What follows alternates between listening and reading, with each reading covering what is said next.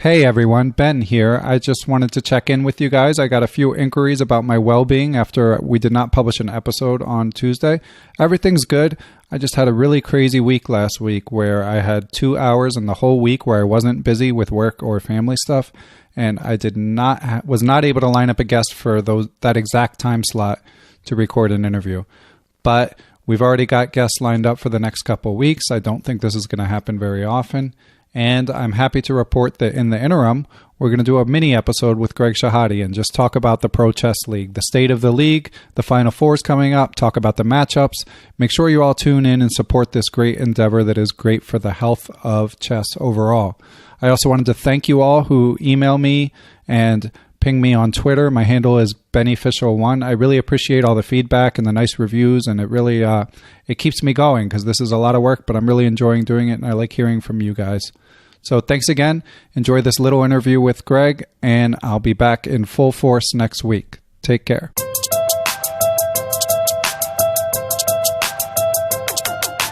Hello, everyone. I'm Ben Johnson, and this is the Perpetual Chess Podcast. On Perpetual Chess, I have weekly conversations with the chess world's best players, promoters, and educators about their lives, careers, current projects, and best practices. For more information, go to perpetualchesspod.com.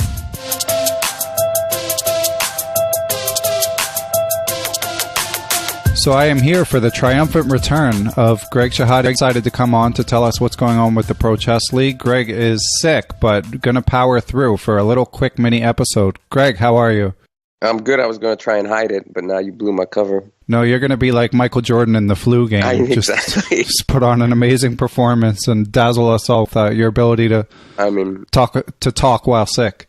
It was a game time decision.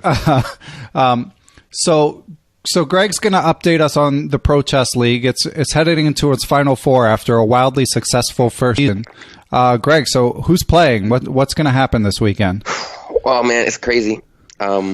We got 4 teams: Norway, Stockholm, Montreal, and St. Louis. But the real crazy thing is the people who are playing in these teams. We have the 3 top-rated players in the world. Magnus Carlsen. I don't know if you guys have heard of him, but he's playing for Norway. We have Fabiano Caruana playing for Montreal. And then we have Wesley So playing for St. Louis. So somehow all the best players and their teams made it through to the Final Four, which I wouldn't have known that it would go that way. But now that it has, it's pretty exciting. A little bit suspicious, if you ask me. Well, they're good at chess, you know. That's a good point. So who's playing who? Well, Norway's playing Stockholm in a big battle for Scandinavia, and then Montreal is playing St. Louis. Okay, and I suppose you should say the times, although we have listeners from most everywhere. But yeah, I mean, it's really funny actually because Europe experiences daylight savings on like the Saturday night, so the times actually change from Saturday to Sunday because of this daylight savings thing. But on Saturday, it's 10 o'clock Pacific, 11 o'clock Eastern, and I think 5 o'clock GMT for the first match between Norway and Stockholm, and then the next one's 3 hours later. Okay, and it's the same format we've had all along, same number of matches and stuff like that? Everyone? 4 versus 4, all play all. The only difference if it's an 8-8 tie, they do a tie-break match where they replay the whole match with a 3-2 time control. Okay, and we know that the 3 heavy hitters you named, the 3 in the world top 10. Who else is playing this weekend?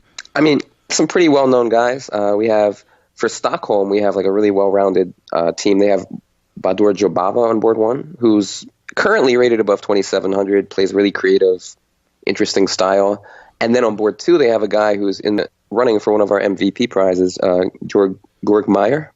I don't know if I'm pronouncing it correctly. But he is playing really well all season. And on the second board, he's a real asset. So even though the Stockholm team doesn't have a 5 player, they're really, really dangerous and could easily knock off Norway. For Norway, we have John Ludwig Hammer, a previous guest on your show. For St. Louis, we also have Ben Feingold, who I believe is also a previous guest on your show. Yes. So it seems when people are on your show, they do pretty well. That's a very good point. All you super GMs out there listening, take note. Eric Hansen, also from the Chess Bras.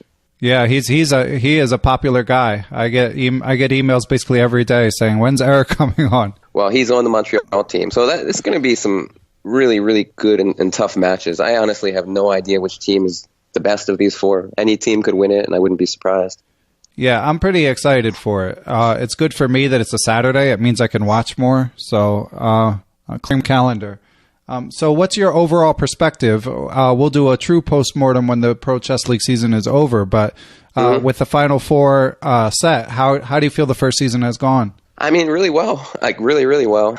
You know, we didn't know what to expect. Nothing like this of this magnitude has ever been done before. And to get so many top players playing, and not just playing, but playing week in and week out. Like, Carlsen didn't play for the first few weeks, and then all of a sudden he played once and lost. Like, his team lost to Montreal, and it seemed like he got pissed off. And then he's played every week since then, 5 or 6 weeks in a row. Wesley So has played a ton. MVL, Maxime Vachier-Lagrave, they lost last week in the final 18. He was not only playing almost every week, but he was the manager of the Marseille Migraines. So we just had like huge support from the top players in the world. And then like just all the different teams were so interesting. Like even the ones that didn't have these top players were really dangerous and could have easily made the Final Four. Like the teams that made it were in serious danger of losing and at various moments. Like St. Louis barely beat San Diego. Montreal barely beat Montclair. So, you know, it's been really exciting how much the fans and the players have gotten behind it. And with a whole year under our belt, I can only imagine how good next year is going to be. So is it safe to say there will be a next year? Oh, yeah. All right. Yeah. And, you know, we get to this time, look at everything that we did for the first year, figure out what works, what doesn't. And I just think it's going to be as good as it was this year. It's going to be much better. Yeah. So do you guys have the announcing teams lined up already for this weekend? Yes. Yes, we do. It's 3 different teams for the 3 different matches. Forgive me if I'm wrong on these, but I believe the first match is Simon Williams and Fiona. And the second match, I think, is David Pruis and Jesse. I enjoy their commentary. And then the championship match, they bringing out the big guns. Danny Wrench is coming back with Anna Rudolph. Oh, nice. You know, a really, really great bunch of commentators. It's going to be exciting. Everyone's sitting at home on the weekend, and they'll do. And as I asked you on Facebook, Greg, where can I bet on this? Very important question. Did you ask me that? Oh, on Facebook, yeah. I mean, you know, former poker player. I mean, I actually can't give an opinion because I like run the league, so I don't want to feel biased. Oh, come on. But, when people say that on sports shows where they do the little talking heads and they're like, well, I'm announcing the game, so I can't give... No, I'm not announcing. I'm the commissioner of the league. If I was announcing, I'd totally give an opinion. I actually don't know, though, who the favorite is, but I'm sure I would... If you made me think of it, I would give you an answer, but I'm not going to. Okay. But who do you think? Do you have, like, any... I mean... any thought? The way things are going, I'm just going to bet on Wesley So until it doesn't work. Yeah, he's pretty good. He just wins every game. Yeah, it's a good week, and you know he's got Ben Feingold on there, all about the Benjamins, as Ben would say. So true, but you know the level of opposition in these last 2 weeks for him is not going to be. It's not going to be easy. I mean, he's going to have to get through Fabiano this week, Eric Hansen. I mean, those 2 guys are not pushovers. Let's just put it that way. Yeah. So I mean, 4-0 is going to be tough. This is true. Do you think he needs to go 4-0? I mean, I don't want you No. He doesn't have to go 4-0 for sure. I mean, it's just last week he did, and if he didn't, they would have been eliminated. Right. So, but, you know, their opponents last week were, I guess, like a more well-rounded team or something. But they have, like, more balance on, like, from boards 1 to 4, whereas Montreal also does, though. So it's, like, it's a dangerous match. I don't know what's going to happen. It really could go either way. I wouldn't. If you held a gun to my head, I wouldn't know who to bet on. Well, it sounds like a well-constructed league. You guys go for parity like in the NFL rather than powerhouses like the NBA. Well, yeah, I mean, there's some power. Like, it's clear some teams are better than others, but it's not so much better that they can't lose. You know what I mean? Aha. So we got you to admit there are favorites, but even if you don't reveal who they are, yeah. Okay. But at this point, I don't know. At this point, I'm like looking at these lineups, and I'm like, I don't know who's going to win. Right. I mean, and yeah, even if there's a favorite, especially in 15-minute chess, obviously anyone can win. Yeah, and you know, a lot of it's going to come down to like that last round when the board 4 from each team plays each other. whichever one of those guys wins, that's an extra point for that team. Right. So it's like, and it's hard to judge which board 4 is going to come out victorious because they're not as well-known commodities, I guess. Do you know much about any of them? I do. Actually, I do. I know that Nicholas Rosenthal for St. Louis is a really dangerous player. He beat MVL earlier this year. So, I mean, I think he's one of the keys to St. Louis's success because he's on board 4, has a relatively low rating, but in rapid play, he's really dangerous, and he's upset some good players. And he's one of your U.S. chess school kids, right? Yeah, he's been to a few of them. He actually won our Blitz tournament at the last one. He's just good at fast chess. So this format really suits him.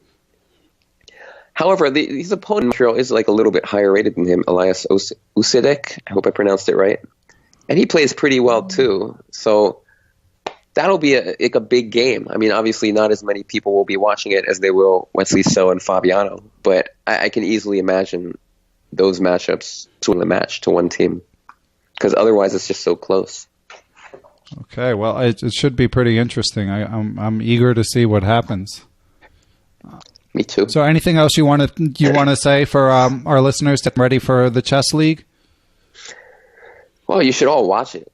I mean, if you don't watch it, you're crazy. Watch it. Tell your friends. People who want chess to be more popular, you have to support the things that come down the pike. So, yeah, and unfortunately, we're getting a ton of support. I mean, we had a bracket challenge, like the March Madness, that over like 2,600 people on chess.com are entered. So that's like kind of cool. Yeah, sounds good to me.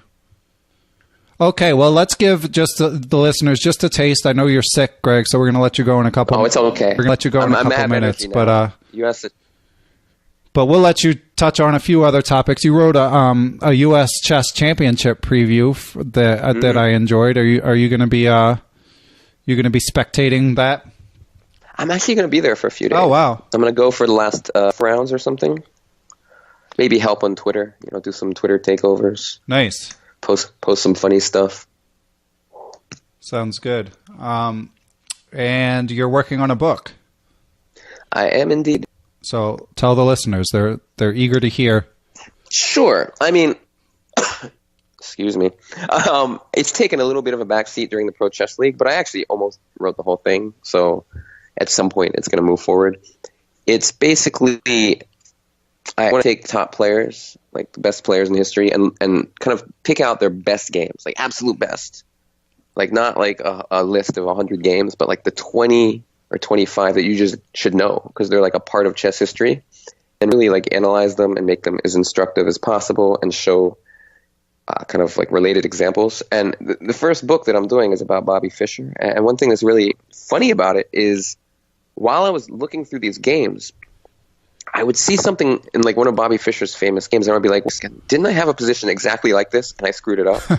And in multiple cases, I had like a very similar concept in my game, and if I had known about Fischer's games and like studied them, I would have played much better. And it's really interesting to me. And these examples will be in the book. And you'll mention, do you link to your games too, or just say this is something that... Oh, yeah, no. At the end of every game, there will be like some kind of illustrative examples. And the examples I'm talking about where I didn't play as well as Fischer, for example, those will be there. I have lots of examples of me not playing as well as Fischer if you need more. You should write a book about that. No, but it's just like there's one position actually where it's like there's this famous game, Fischer-Spassky. Do you remember like the return match, like in 1993? Oh yeah, like the one with the crazy match? knight move to the first rank or whatever. Yeah, I mean, I had a game, and I had no idea. It was literally almost exactly the same position, like two pieces were different squares, right? And they ended up losing this game in humiliating fashion, and it was written up in the New York Times, okay? And I can just only imagine how much stronger I would have played if I had kind of internalized Bobby Fischer's game. And I didn't, and I played like a moron. And so look at that in the book. All right. Well, anytime I get to see you play like a moron, I'm hooked. Sign me up. Okay, well, Greg, I know that our main purpose was just give the listeners something to listen to. I know that a lot of my listeners, I get a lot of emails that say things like, Ben, I absolutely love the podcast. I've listened to 3 episodes. So I'm giving some people some time to catch up this week, but also like those of you who do listen right when it comes out, be sure to support chess on Saturday. It's not going to be a chore. You're going to love watching these behemoths collide. And team chess is really, it's its own, it's like the best. I mean, people who've played in the amateur tournaments know this, and people who've watched the Olympiad. So I really think you guys have hit on something special. Yeah, I think it's like brought out pride in like somebody like Magnus. I mean, he likes team chess, I think, and he wants to represent Norway and he wants them to win. Yeah, and it's a small country. I'm sure he knows those guys well. So I mean, yeah, they're all buddies, and I know they were having fun during the last match. Yeah. So it's just cool to see everyone taking it so seriously. Okay, so I think everyone knows this, but go to chess.com, or you can go to Twitch and search chess, and it'll pop up. So they'll tell you all about it. They'll be promoting it this week, so everyone tune in and enjoy. And Greg, sometime in the near or distant future, we'll have you on again. Awesome. For a more full-length treatment. Thank you. Thanks for listening to Perpetual Chess. To hear more episodes, give feedback, or suggest guests, go to perpetualchesspod.com. If you like the show, please help me out by telling your friends and giving me a high rating on iTunes. I'll be back next week with another episode of the Perpetual Chess Podcast.